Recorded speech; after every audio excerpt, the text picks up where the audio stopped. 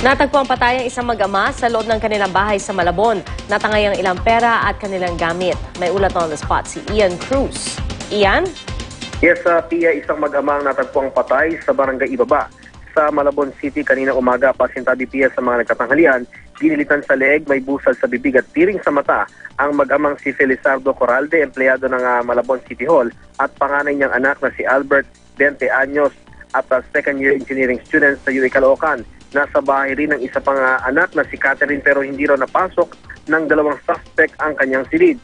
Magulong-magulo, Pia, ang ikalawang palapag ng kanilang bahay matapos halugugin ng mga suspect at kabilang nga sa mga natangay ng mga kawatan ang laptop, cellphones, camera, pera at alahas ng mga biktima. Maaring sa nakabukas na pinto sa terrace sa second floor, nakapasok ang mga suspect mula kasi sa ibaba. Maaring umakyat umano sa pader at tumungtong sa mga bubong ang mga suspect kaya nakapasok sila sa loob ng bahay. Wala naman ang misis ng biktima na nasa ibang bahay dahil sinamahan nito ang balikbayang ina ng kanyang mister na kagagaling lamang mula sa Amerika. Kagabi lamang daw dinala ang dalawang balikbayan box sa bahay ng mga biktima. Patuloy naman ang pagsisiyasat ng Malabon Police sa nasabing insidente. Pia. Maraming salamat, Ian Cruz.